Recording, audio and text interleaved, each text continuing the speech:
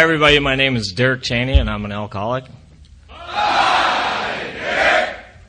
I've been sober since May 6th of 2000.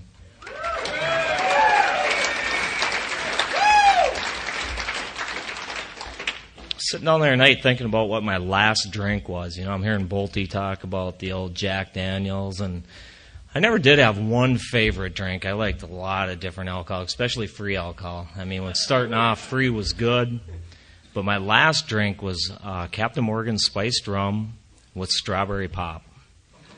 Ew, that was nasty. Tried to share it with my neighbor, too, and he looked at me like I was nuts. But, you know, for me, listen to Sherry. Oh, Dave, thanks for asking me to share. I was listening to Sherry there talk about the litter box. I don't have anything like that.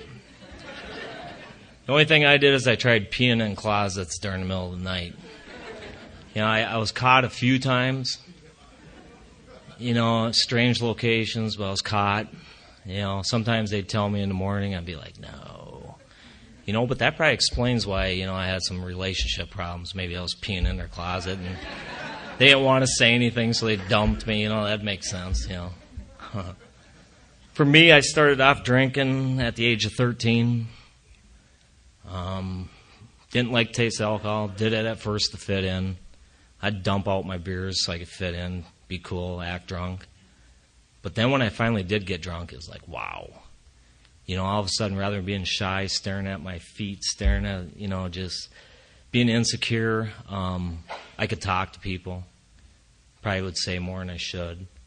But it was great. I had fun. You know, our typical drinking experience would consist of finding a garage where we could steal beer from. I didn't have a job, so we had to steal. Didn't have to, but chose to. And then we would find another garage with a deep freeze so we could get some meat, so we could take down the park and we'd barbecue.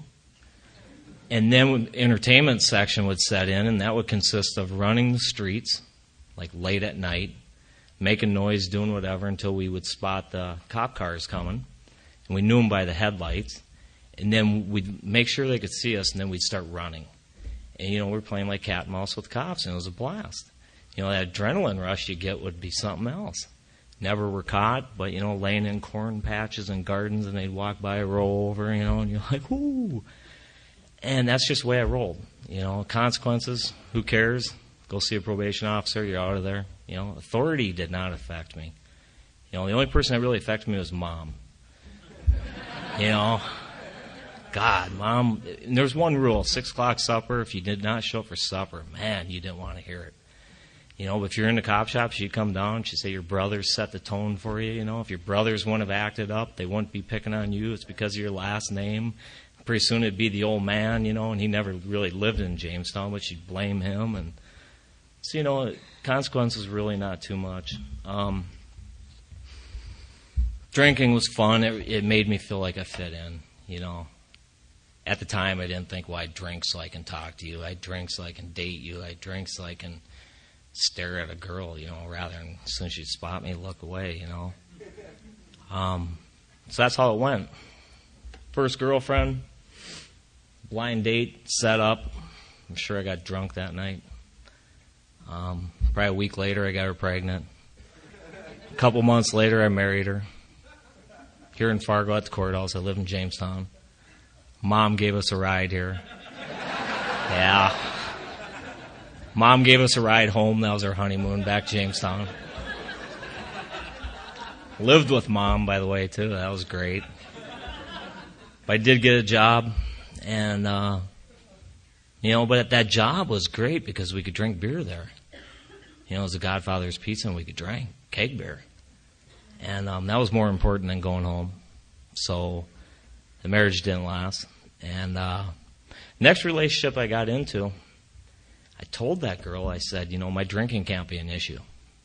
If it's going to be an issue, we're not seeing one another. And, I mean, what a strange request, huh? And she said it was okay if I drank. I think she was attracted to the bad boy, you know. And about 30 days later, she was complaining about my drinking. So then the lies started to set in. You know, I'd have to hide here, hide there. You know, all that good stuff. But she was pregnant too within a short period of time. So ended up getting married about a year and a half later. Drinking was a lot of weekends, and I went off to college for a year without her. Well, I drank every night. That was fun. That was a whole new experience, a whole new set of friends. No real consequences. Did really well grade-wise, too. That was a funny thing. Because in high school, I had to open up my diploma going across stage and make sure all the signatures were there. And in college, I did well. And still partied. Ended up finishing there, came to Fargo, started working, started going out with the boys after work. She'd call the bars. And they'd say, "Page for Derek." And all the friends would be like, "Who's calling Derek?" And I hated that shit. Oh, excuse me. But I hated that. They'd tease me about it. And then she finally said, "Why don't you answer when I call?" Because simple answer is I don't want to be asked to come home. That's what I'd say. I'd think it. I wouldn't say it. So finally I took the call. She's like, "Come home." I'm like, "No." She's like, "Come home." No. She hangs up on me. I can't enjoy my drinking now. So I never took a call again in the bar from her. I was like, skip that. Needless to say, about 3 kids later, 3 kids, 1 DUI, that was a consequence. Broke my back. I rolled the pickup 3.5 times with 2 guys with me. And they flew out the windows at 55, 60 miles an hour. Nothing happened to them, thank God. But I broke my back, and 3 weeks later, I'm at a wedding reception in Phoenix, and it's time to go to the liquor store and the grocery store and get nothing but liquor in the cart because I'm setting up a bar. I've got this turtle shell on, but I'm ready to go. I'm on pain pills, and they wrecked drinking too. They were just like, ugh, I didn't like that feeling. And, and I didn't see anything wrong with that at the time. And, but anyhow, what ended up happening in that marriage is she found a boyfriend. And I did not like that. God, I was mad. I couldn't just walk away and say, okay, I'll go get a girlfriend, or whatever. Because I like controlling is the bottom line. And then I tried my control to keep my hostage, as I like to call it nowadays. And some of those control methods to express my love to her were botched suicide attempts, which would consist of emptying all the pill bottles, leaving the house, call from a payphone, talk like, stuff like that. So she would be like, in my mind, it's like I hope she realizes that she's doing this to me, that I'm going to kill myself because of what she did. And, about the 3rd call, I'm at a payphone at Stop and Go, and I'm talking to her. And, by this time, she's got neighbors there and blah, blah, blah. And all of a sudden, the sheriffs pull up behind me. I'm like, oh, no, this isn't good. So I'm watching them walk up, and I'm still talking to her. And they ask me if I'm Derek Cheney. And I'm like, no, who's that? And they're like, can we see your license? I don't have one. And they're like, well, your vehicle's registered to him. And I'm like, oh, yeah, I suppose. Busted. But they were nice enough to give me a ride home that night. I flunked a breathalyzer, and they gave me a ride home. They said they would park my vehicle for me. I told them I'd drive it, and they said, no, you can't drive. You're drunk. But they gave me a ride home. I was like, God, not too bad. But that wasn't the end of it. I kept going, and we kept going, and back and forth. And there was nights where the cops would come to the house, and I'd be out the door running and hiding underneath decks next to fences, and they'd be walking by, and it's like reliving the younger days, It's kind of exciting. And at the same time, I'm mad at her, So it's like, whoa. But I'm not getting my way. And I'm not winning her back.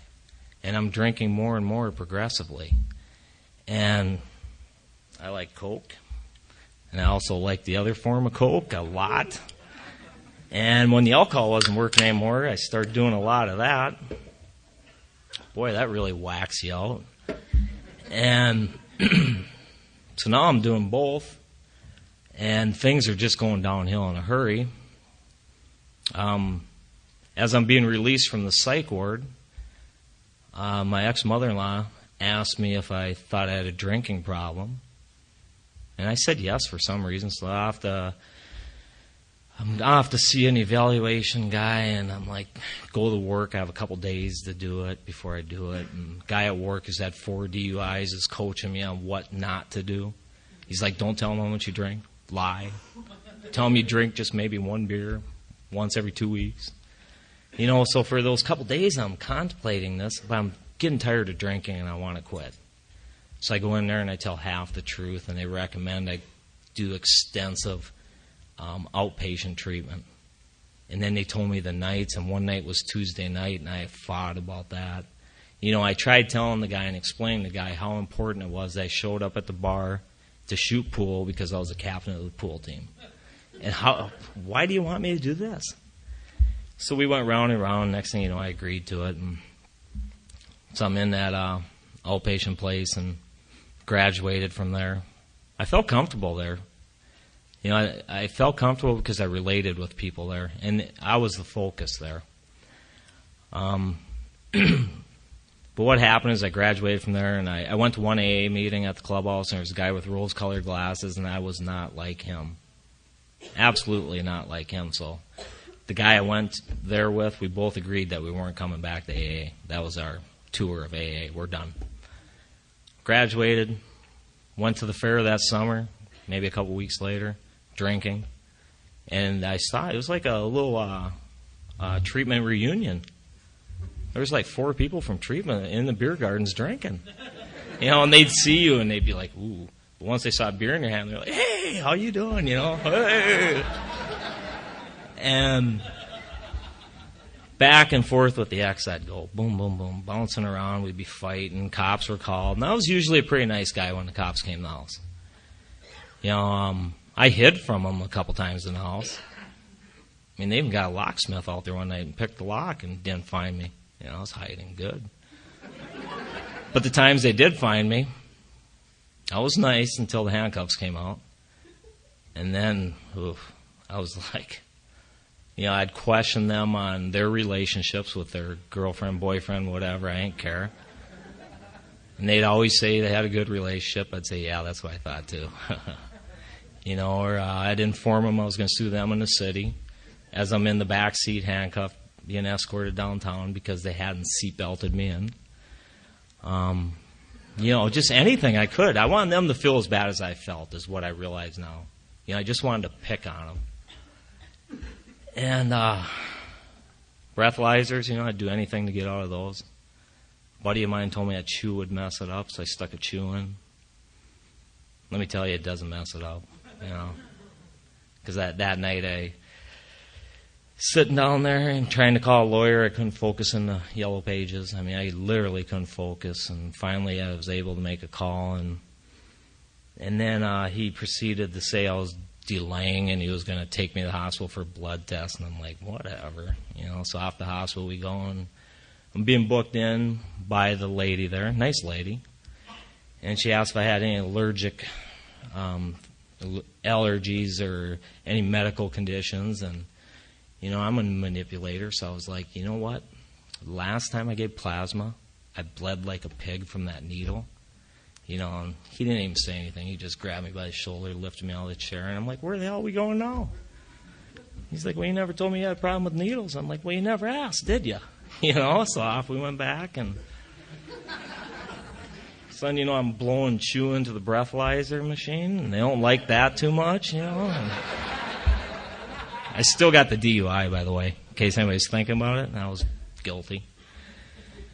What ended up happening is that's going on. I went back to treatment, tried to sober up. That tour, I decided I could do cocaine and not drink. Right in their bathroom, I'm doing it. Made it 5 days, but then I drank.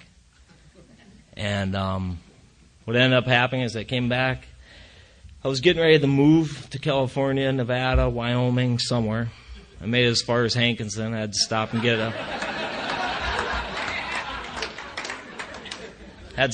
a room, lose all the money I had, and then I came back to Fargo.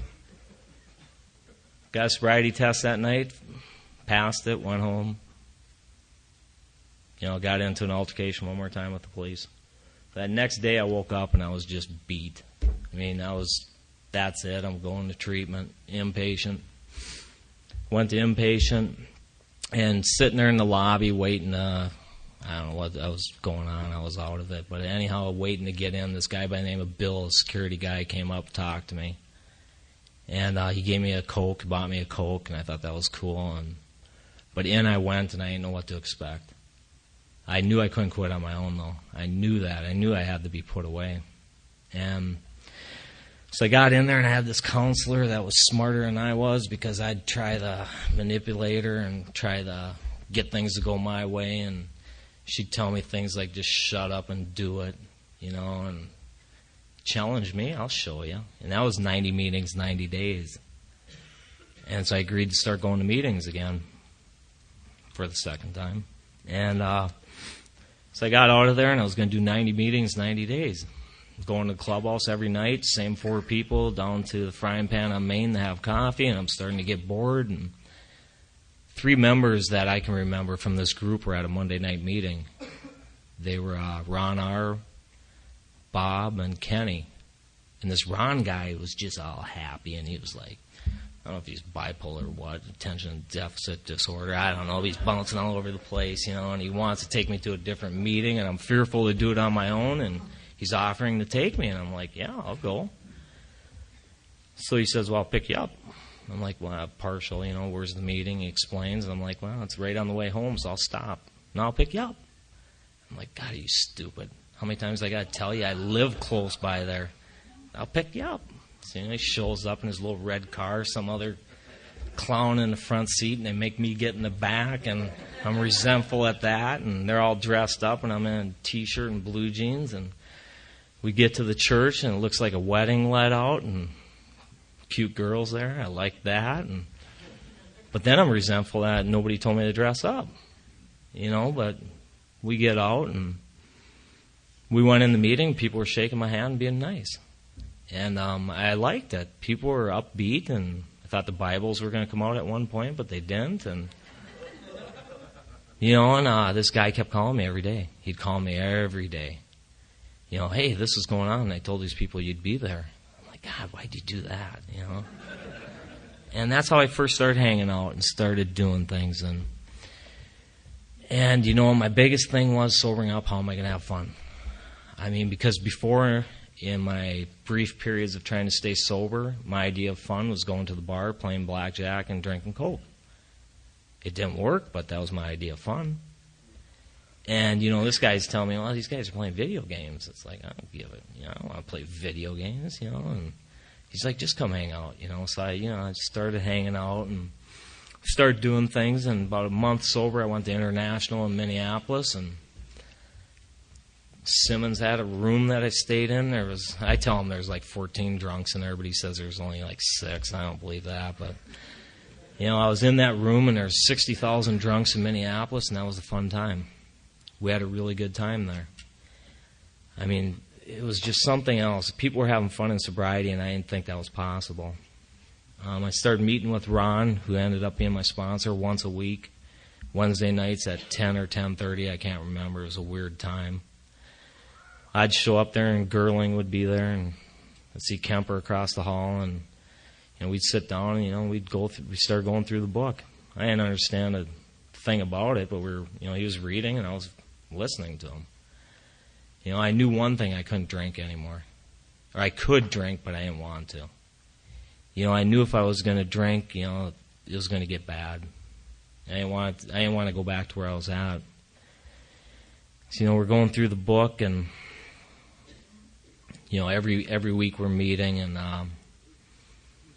like I said, I didn't understand. I had to hang up on God because I can't see Him, I couldn't touch Him, I couldn't feel Him. It's like, how can you believe in something you can't grasp? And and He just said, well, in time it'll come. And so, we kept going along, and, and like got to the 4th step, and, I'm supposed to be, I did the 4th step like I did my binder and treatment. The ink was drying as I'd show up at his place. And then one day he said, the ink still looks wet. Is it smearing? I'm like, how in the hell does he know that?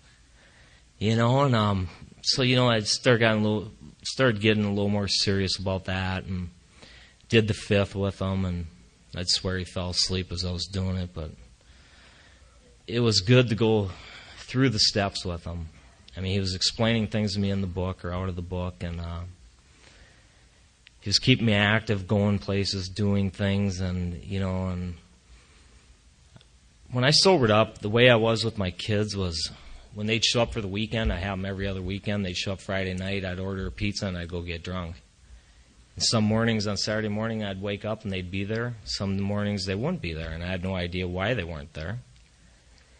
And so by sobering up, I had the sponsor telling me, too, that I had to do what I said I was going to do. Meaning, like, when I'm supposed to have the kids, I'm going to have the kids. Because there's one point where I told him there was this roundup, and I was going to not have my kids that weekend. I was going to call up the ex and say, I got something more important to do. You don't place AA first in your life. He's like, no, you're going to take your kids this weekend.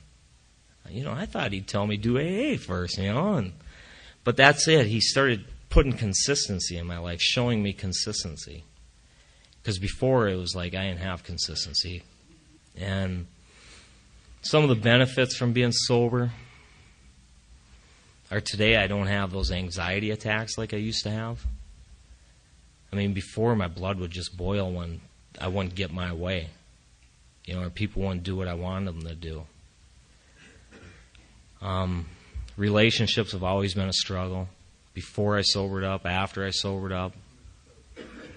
Before I sobered up, give you an idea of the type of women I liked. They drank like I drank. I had a bill collector calling me once, and this bill collector's calling me from Sears because I charged a snowblower, and I never would take the call. Caller ID. Why take the call? So she takes the call, and she proceeds to tell him that I was killed in a head-on collision the night before with a drunk driver. And I'm like, no. And, and she all of a sudden cuffs the phone. She goes, what county are we in? Because she was from Indiana or somewhere. And I was like, well, we're in Cass. Oh, it's Cass County. And I'm like, God, this is crazy. But I'm thinking, it's not a guy's voice. It's a woman's voice. I'm clear. So she gets done with that. I thought, no way is this working.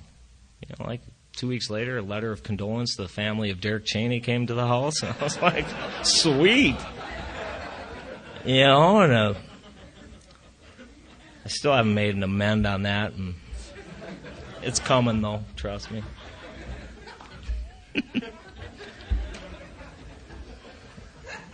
Another suggestion that was given to me by my sponsors, do not get in relationships for your first year. I think I did it in my first week. There's a treatment girl that I disliked, liked, and disliked. And she was fun, though. She was bipolar. God, she was fun. It's just the way it went, It wasn't until about 3 years of sobriety that I decided not to be in every relationship would always end the same. They would end where I'd be resentful, and it's like, why don't they like me? What am I doing wrong? At about 3 years, I decided I took about 11 months off from dating. And in that time, I hung out with the guys who did a lot of things. I went golfing, did this, did that. The next time I started dating, it was different. Why it was different, I'm not sure. I really don't know. But, following that, finally taking that suggestion, worked.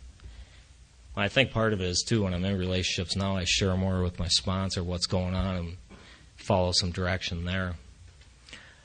Some of the other things, sobriety hasn't been easy. I faced some difficulties. Everything hasn't been great. One of the other things I started doing, like getting a sponsor. Sponsor is like gaining trust in them. It probably took me about 1.5 years with this current sponsor before I really trusted him, tell him everything. Because I'm fearful if I'm going to tell him everything, he's going to judge me. And I'm putting all this time and effort in trying to stay sober, and it's like, why wouldn't you be totally honest? So I started getting honest with him, and like one of the struggles I faced was, I mentioned earlier, I went golfing, and this one summer I went on this golf escapade. Spent way too much money, and foreclosure came on the house, and I'm struggling with the house, and telling the sponsor, I can call Mom up and borrow this money, and I'll be okay. He's like, that's how you always roll. He goes, why don't you try facing it and dealing with, facing the consequences? I'm like, well, I could lose the house. He's like, well, maybe that's what it's going to take. And, so, I followed his direction on that. I'd never called Mom up, and he kept telling me, he goes, things may not work your way. And I had a hard time with that, but when I faced it head on, I learned from my pain. I haven't missed a house payment since then. That's been like 2 years. So I feel pretty good about that. I guess some of the other things are, like relationships have been rebuilt. Like with my kids, I have a good relationship today. I take them when I'm supposed to take them. They ask me things. They share things with me they never did before. Relationship with Mom isn't where we get on the phone for 5 minutes and then I start telling her to F off, or she tells me, hangs up on me or whatever, because that's the way it used to be. And, my mom has opened up and told me when she was 18 down in San Diego, she went over to Tijuana and she was kidnapped by some Mexican somewhere, And they were taking her off into deep Mexico when somebody showed up, and some authorities, and they brought her back stateside. And I think, well, maybe I didn't fall too far, from the tree or whatever here. She told me a lot about my dad, too. My dad was much like I am. The biggest thing I could say to somebody that's new here tonight is just keep showing up. Patience is a virtue, I think, is the saying. And we lack patience. I know I lack patience. Especially when I was new, I wanted things to happen overnight. I wanted all these feelings of insecurity and difference to leave. And, I've had talks with my sponsor where, I need more spirituality. Where's the book? And, his answer's always been, be more active. That's always the answer, be more active. And what I finally concluded with that is when I'm more active in this program, I'm not thinking about myself. And when I don't think about myself so much, my life goes smoother. And, and that's a great blessing, as you could say. So if you're new, get a sponsor, find a home group, get a commitment here. Because if you don't show up, probably 10 people will tell you didn't do your commitment. Accountability is great. Just keep coming back one day at a time. Thanks.